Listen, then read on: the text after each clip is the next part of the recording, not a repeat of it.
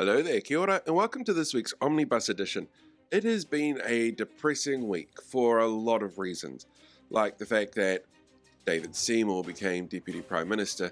There's a 15-minute video I made about just how terrible everything has been since they got in charge. But also on a more psychological level, we're now officially closer to the year 2050 than we were to the year 2000. And that's kind of depressing. What a wonderful way to start a Sunday morning for an Omnibus edition. Anyway, before you check out the 3 videos I think it was I did this week, feel free to like, share, subscribe, all the usual things. I'm like coffee mode at the moment. It's far too cold and far too early, and I don't like winter, so I'm coping with it. But also doing a whole bunch of like data management things on my computer so I can keep making stuff, because the documentary I'm working on is huge. Anyway, I'll talk to you about that later. Go watch this week's Omnibus. Or don't. I mean, this is just a video. It's not the police. But enjoy if you do. Hello there, kia ora. With the handover between Deputy Prime Ministers over King's birthday weekend, we're now around the halfway point of the scheduled term of this government. So I figured what better time to look at what this government and its ministers representing them have actually done so far this term, because the most common feedback that I keep getting is that this feels like an onslaught.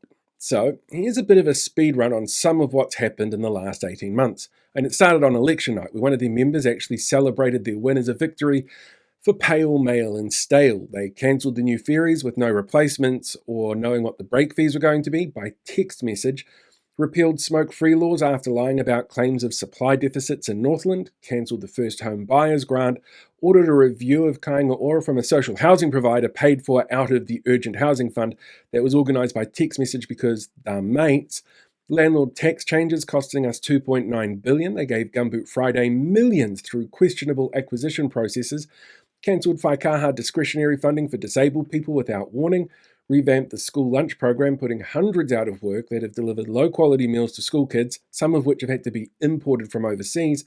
They've threatened to withhold funding to sports bodies over allowing trans women to compete in amateur sports, told health officials to stop worrying about people during pandemics, the ineffective youth boot camps, tax cuts that we couldn't afford that favoured higher incomes. They removed Te Reo from government departments. They cancelled the Māori Health Authority. They brought back charter schools, which are now spending 10 times the money on students than are given to the public schooling system. They repealed Section 7AA from the Oranga Tamariki Act. They cut benefit rates with re-indexing, including reduced incomes for disabled people, increased sanctions on benefits, including making people aged 18 and 19 be means tested by their parents, increased declination rates of emergency housing and didn't track where those kicked out went, but deny it's led to an increase in homelessness despite what on-the-ground experts have to say. They took out the provision for Treasury to worry about unemployment rates when it came to how they set rates of inflation. They increased the ability for lobbyists to lobby directly to MPs. They removed the Auckland Regional Fuel Tax that paid for major transport infrastructure costs.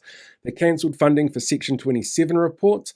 They've had more protests held against them than any other government in history. They've delivered 2 of the lowest minimum wage increases ever, and they wanted to go lower. They disrespected Parliament by allowing muddy gumboots in the chambers to protest the horrors of regulation. They cut frontline services to the public sector. They've fired thousands of public servants. They lied constantly about the state of the books that they inherited before borrowing more in 2 years than Labour did over 6. Policies that have seen rents continue to rise. They cancelled Auckland Light Rail. They banned cell phones in classes based on reckons without evidence. They ignored the Chief Science Advisor's report on gang harm reduction to put in a ban on patches instead, which meant breaching freedom of speech laws, so they changed those, but David Seymour said he wouldn't do the same for Nazi insignia. They cut funding to customs. They plunged councils into debt with 3 waters repealing. They got upset when Auckland Museum said it wanted to refocus on a tikanga-led organisation. There was the removal of RSE guidelines in schools. They cancelled the reorganisation of Te Pukenga based on misleading debt data. They cancelled the Unified Health Service reformation. They cancelled funding to cycling and walking initiatives. They got rid of the Health New Zealand board to put in a commissioner, who was the one in charge of Auckland hospitals when they started leaking and growing mould. Before he was accused of cooking the books, then they fired him to reinstate the board. They forgot to fund life-saving promised cancer medications in the budget, so they had to take the funds from the next budget to pay for them after public outcry. They promised 500 new cops, then pushed out the deadline, and then admitted later that they still won't be able to meet it as record numbers of cops moved to Queensland. They complained about a poem about James Cook, cancelled Christmas parties. They caused a medical brain drain. They scaled back the Dunedin and Nelson Hospital upgrades significantly. There was the Treaty Principles Bill process, which led to the largest ever protest that this country's ever seen, costing us $4 million in wasted money so that ACT could whip up racism. They barred a reporter critical of the government's response to the abuse in state care report from attending the apology that they did. They created conditions that led to the fast increase in unemployment. They allowed kids at boot camps to be punished with physical violence after the minister ran out of an interview crying that it was so mean that anybody would ever suggest they'd let them do that. They drove up gang numbers. They cut funding to research on white supremacy and disinformation groups, as well as scientific and academic research areas. There was Andrew Bailey's drunken berating of a winery worker. There was increased use of ineffective three strikes laws. There was whatever the physical incident was involving Andrew Bailey. Tax cuts for tobacco companies, an unnecessary Crown Observer to punish a Green Party mayor who, they just didn't really like. They claimed that renters were grateful for landlord tax cuts. They increased the number of people on benefits. They've removed 28 treaty provisions from various laws. They've appointed inappropriate people for the roles of Race Relations and Human Rights Commissioner. They're driving a reduction in the standard of living. They drove hundreds of thousands of Kiwis overseas. They changed family support programs that have been confusing, problematic, and underutilised. They took credit for interest rate and inflation number dropping, despite the fact that they're not related to government policy or government policy actually increasing inflation slightly. They floated privatisation of core services. They've cut Te Reo and Tikanga explanation course funding, cancelled fair pay agreements. Seymour called the public the great unwashed, set up conditions for property investors to outnumber first home buyers for the first time in a few years by changing the Brightline test. They managed to somehow screw up twice the dates that women first got the vote in New Zealand, cancelled pay equity processes and claims under urgency. Some policies which saw an increase in violent crime are out there. There was the forced referenda and costs that go on to 44 local councils around Māori wards. They ordered the end of health services in the Hawke's Bay designed to deal with the disproportionate number of Māori men getting sick due to the lack of early medical intervention. They made up charts and lists to justify funding cuts. They made a fan of Elon Musk. They tanked the economy, leading to the worst recession since the 90s, the highest number of business insolvencies in 8 years, and, just putting off business vibes in general. They rolled back housing insulation rules, focused on fast-tracking fossil fuel extractions and overriding community concerns. They removed the well-being pillars from councils and demanded that they spend only on core services, despite 90% of all council funding already doing this. They threw out the local government report to modernise the local government sector. The Prime Minister told the country he thinks that Māori did cede sovereignty in 1840. They removed a tool for creating waitlist urgency, which included a small element that looked at ethnicity, despite it helping those most likely to be impacted with longer wait times from accessing needed medical care slightly faster because the people at Newstalk ZB said it was woke. They cancelled housing projects needed all over the country. They removed Te Reo greetings from official Matariki invitations. They lied about data that allowed them to change the maths curriculum. They slashed any focus on Māori from within the public service. They changed the free bowel cancer screening rules that will put more Māori and Pacifica men at risk of going undetected. They told the people of Greymouth that their council should build a new police station to replace the one that they currently have, which is full of black mould and is completely uninhabitable. They're refusing to hire nurses during a nationwide nursing shortage. They are shrinking poverty reduction targets instead of working to reduce poverty for children. They brought back co-payments on prescriptions. There was the underfunding of primary healthcare leading to price increases for GPs. They put future climate targets and with it international trade agreements in jeopardy. There's massive underfunding to services provided by and through Oranga Tamariki. There's undeclared dinners and secret meetings with lobbyists. Costello is acting contrary to law to hide data about tobacco law changes. There's the blanket speed increases in communities. They launched a second COVID inquiry to placate the cookers and conspiracy theorists in New Zealand first, and repealed the Therapeutic Products Act, making it easy to sell snake oil for people who want to manipulate vulnerable Kiwis. They cut pay top-ups to disabled workers who are working for below the minimum wage. They claim that trying to save every at-risk species was just too expensive. They unlawfully withheld information on the fast-track bill. Winston lied about being consulted on media plans. A gun nut is overhauling the Firearms Act against the concerns of the police and industry experts to make weapons like the one used by the Christchurch shooter easier to access. They changed guidelines on how a sick child should be concerned or considered before they can take a day off school. They cut funding and staff to the Suicide Prevention Office so it would essentially only continue in name only. They launched Local Water Done Well after cancelling 3 Waters, which saw potential price rises go up to around 25%, and then claimed that their new plans save people money from the price rises that they created by cancelling 3 Waters. They started a fight with a former Australian Foreign Affairs Minister. They changed fees free from first year to last year, reducing the incentive to go into trades and study. They cut women and Māori out of sector shake-up conversations with the Ministry of Regulation. They refused actions against power price rises, increased the cost of groceries, threatened funding to state broadcasters, and then cut funding to RNZ. They celebrated their first 100 days in office with expensive crayfish dinners. Multiple MPs and the Prime Minister claimed expenses that they felt they were entitled to but didn't need in a cost of living crisis.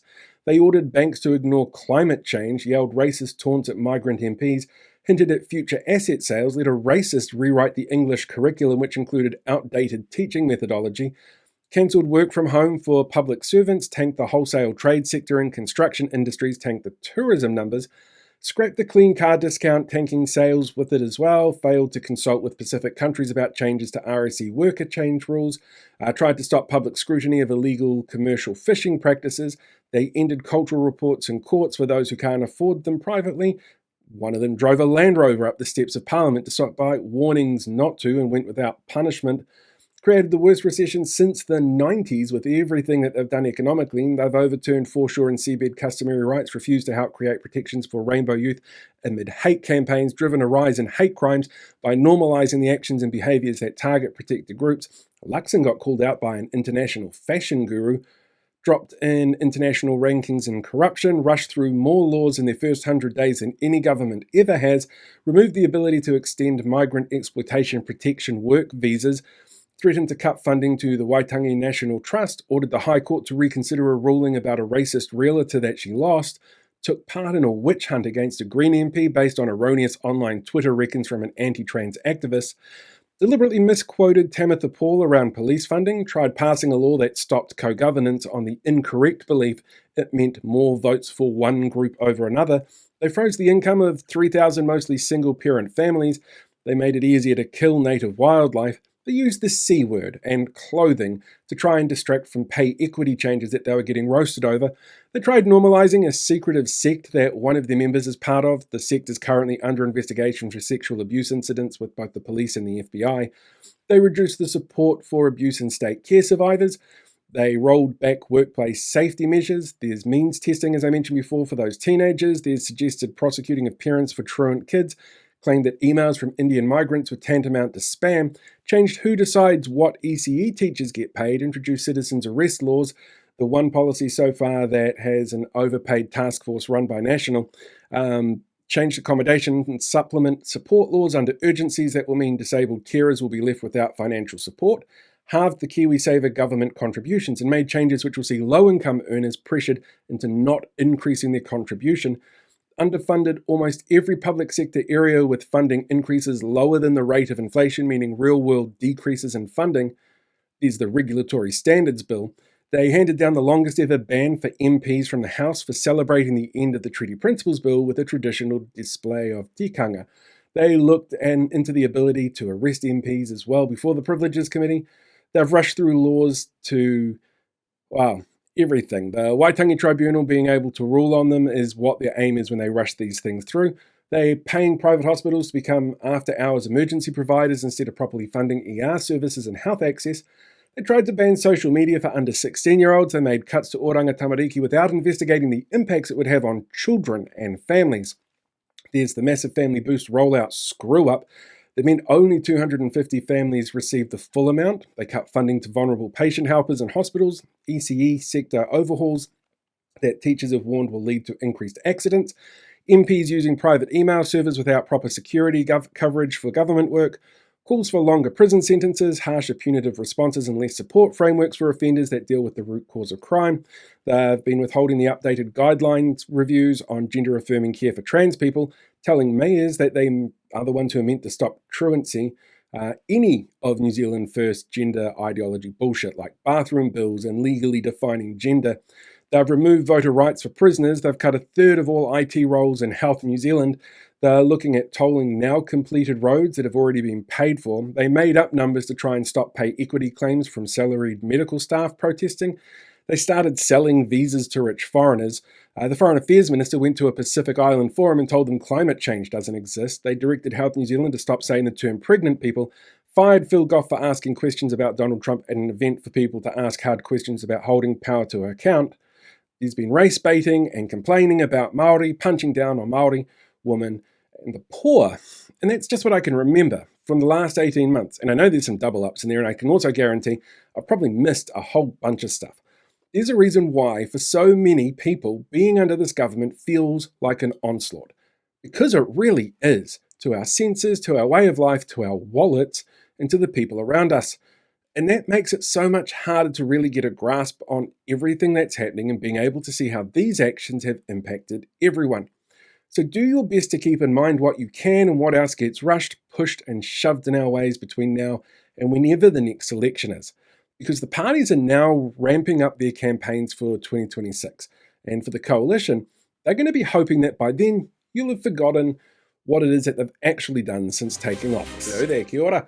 One thing this government seems to think that they're good at is selective performative outrage. It's actually a really well-worn political technique, and it's used for a few reasons. The overarching theme of them, though, is all to control the narrative, what the public are talking about, and avoid accountability.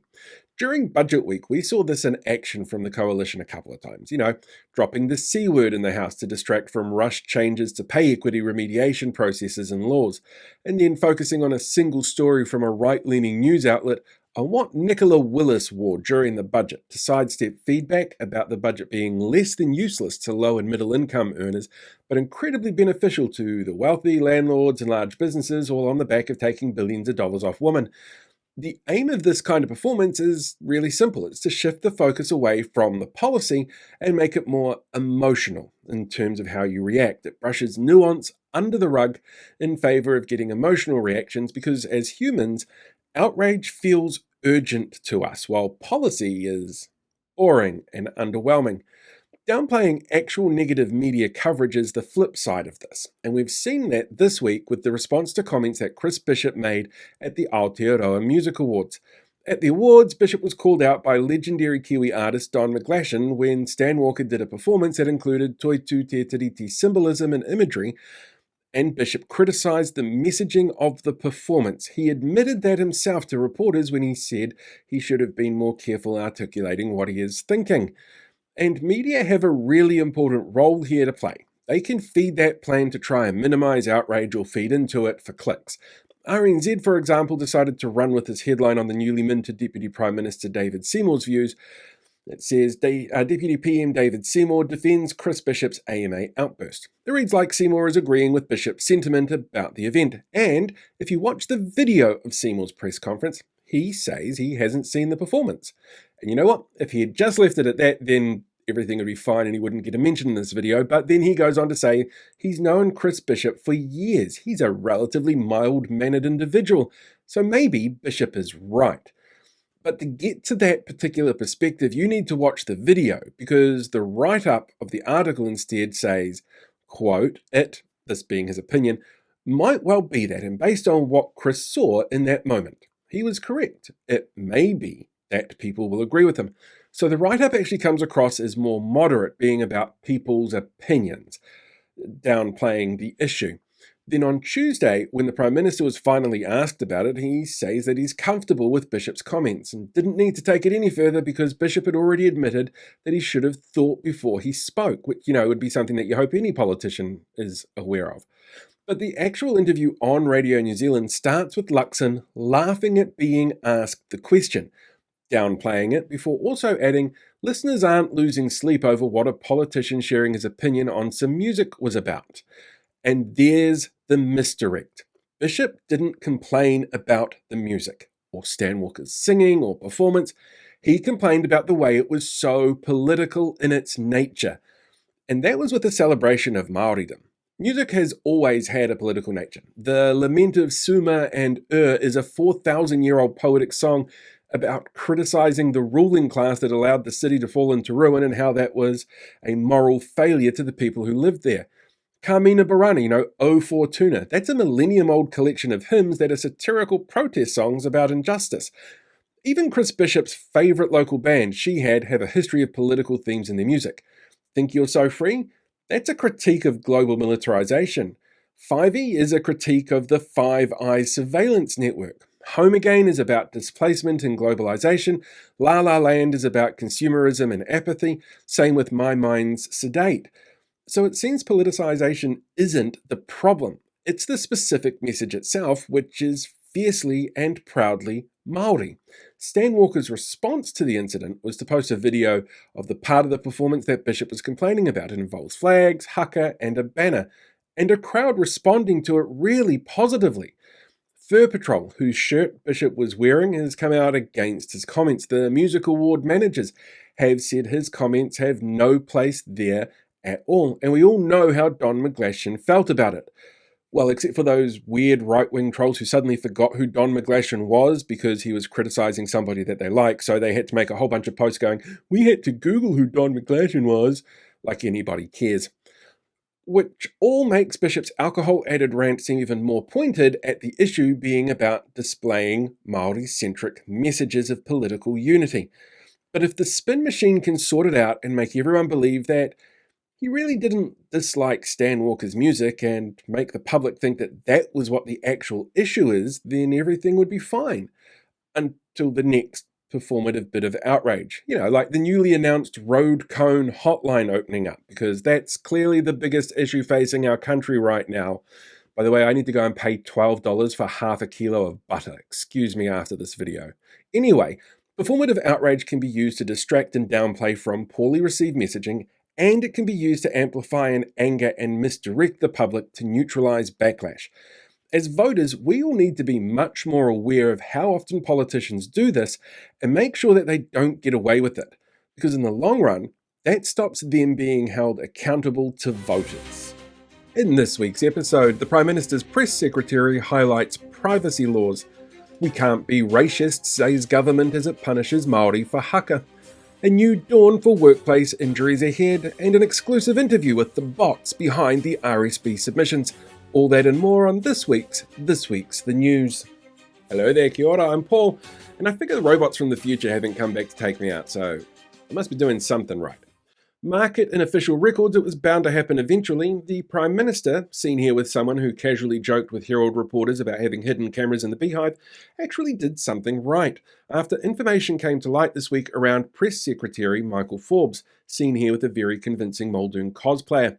Forbes has been discovered as having recorded sessions with sex workers without their permission. He recorded intrusive photos that he had of women in public, as well as footage of women shot through windows at night in compromising positions. Prime Minister Christopher Luxon demanded answers immediately from Forbes and was very clear that if he didn't resign, he'd be fired.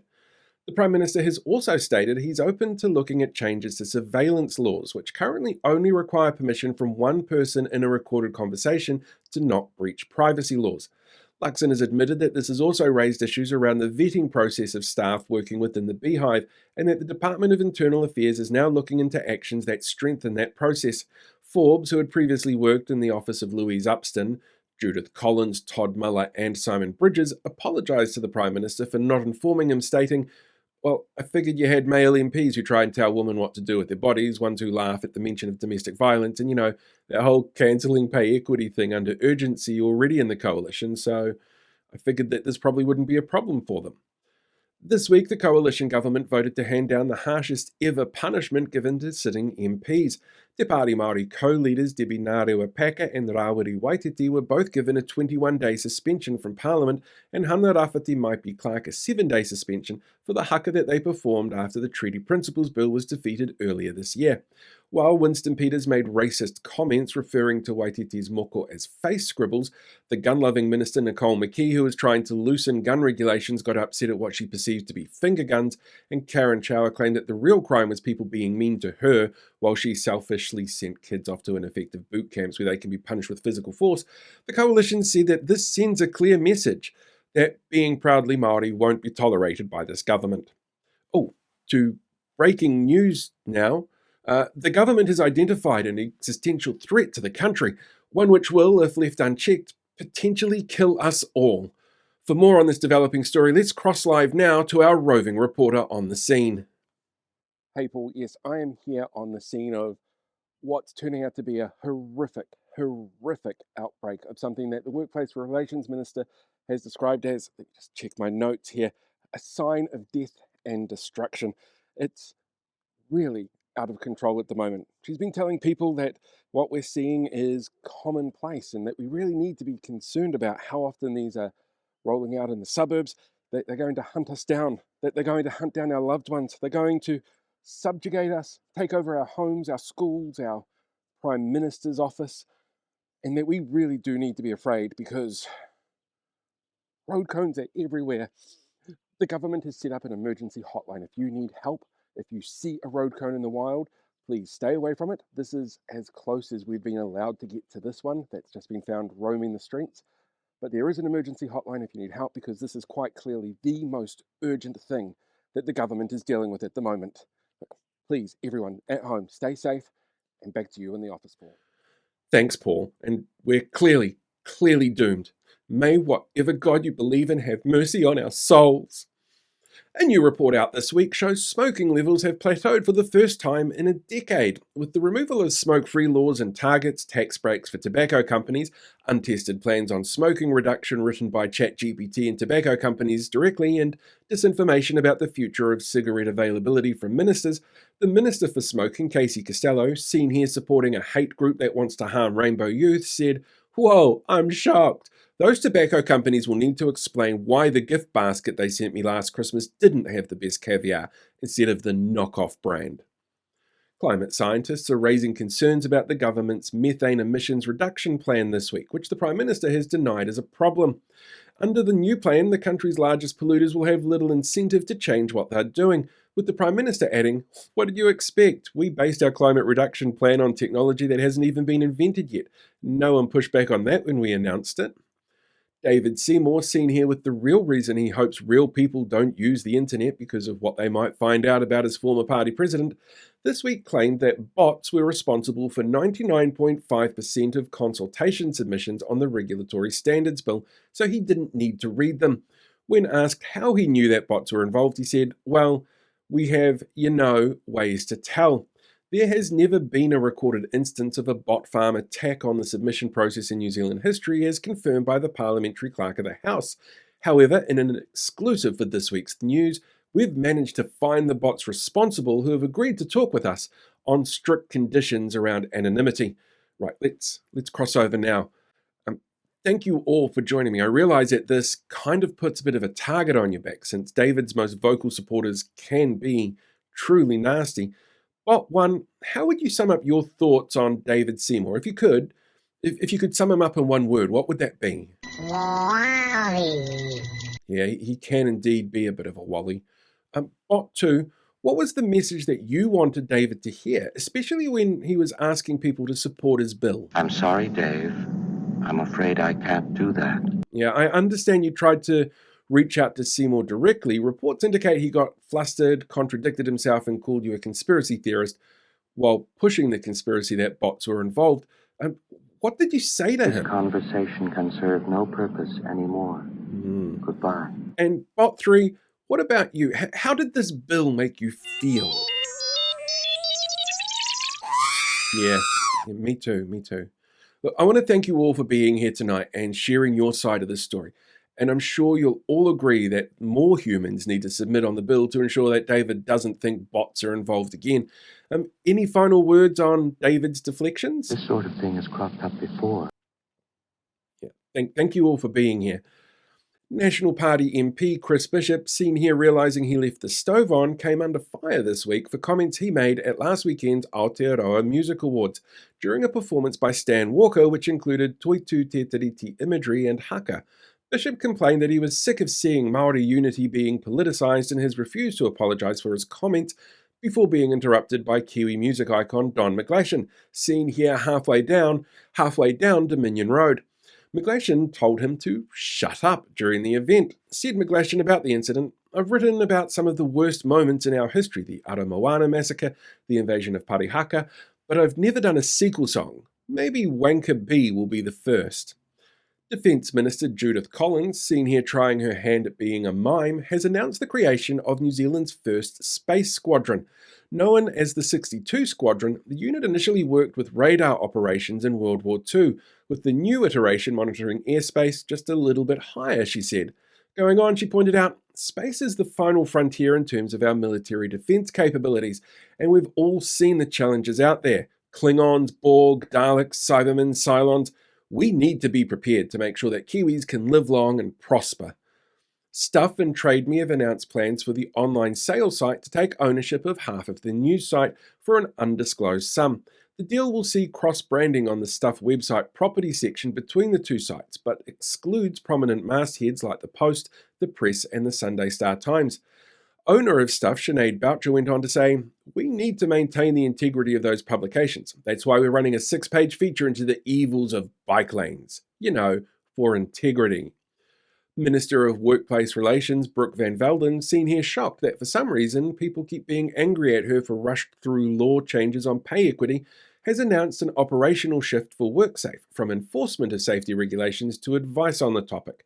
While WorkSafe was initially set up in the wake of the Pike River mine collapse to help ensure workers were kept safe, the minister keeps being told by campaign donors that they're really concerned at how much keeping staff safe is costing them. Said Van Velden, "We are, of course, concerned with workers, because when they unite, parties like ours don't do well in the polls."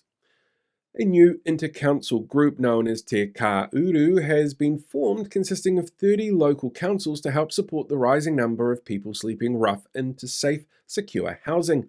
The group formed out of a widespread understanding that across the country homelessness has been rising, and councils are often the first port of call from the public to find ways to tackle the issue. The government has been claiming that the visible rise has nothing to do with harsher benefit sanctions or the reduction of emergency housing by 86% from 2023 numbers. Said local government minister Simon Watts, seen here trying to throw down at the worst rap battle of all time. "Those don't sound like core services to me. The voters need to be very clear. In this country, we punch down on people trapped in poverty, and that needs to include local government." Auckland Deputy Mayor Desley Simpson, seen here trying to bring cheerleading to construction, has announced that she will not be running to unseat incumbent Wayne Brown in this year's local body elections, instead throwing her support behind him. Desley said that she would continue as Brown's deputy if both are re-elected and would prefer to get the job the old-fashioned way, by bringing him donuts and fast food every day until nature takes its course. To international news, the fallout between US President Donald Trump and tech billionaire Elon Musk continues, with barbs being traded on social media. Trump has threatened to withdraw government funding subsidies to Musk's companies, while Musk has claimed that the reason the Epstein files have not been released is because of Trump's involvement with Epstein. For comment now, we cross over to our international correspondent, Ken Watanabe. Let them fight. And finally, the host of the New Zealand version of The Chase has been announced, and it's veteran of making fun of people's names, looks, sexual orientations, and comparing asylum seekers to criminals and the mentally ill, Paul Henry. Just so there's no confusion on the topic, Paul Henry is clearly different to Paul Holmes, the broadcaster who used racist descriptors about the United Nations Secretary-General Kofi Annan, called Tariana Turia a bag of lard, and called Waitangi Day a loony Māori fringe self-denial day. And this is me, Paul, the other one, seen here somehow getting lost in the corridors of Parliament, who really does not want to be confused with the others. And that's this week's The News. Thanks again for watching, and thank you to everyone who supports the show. Until next time, live long, prosper, be one with the Force, and I'll catch you all next week. Hey, thanks again for checking out this week's Omnibus edition. It's a depressing one. They're all depressing ones. I really need to come up with something more positive and happy and upbeat, but nobody ever watches that stuff when I do, so yeah, I'll see what I can do. Maybe I'll show you pictures of cute puppies again. That always works. Alright, until next time, look after yourself, live long, prosper, be one with the Force, and I will catch you guys all later.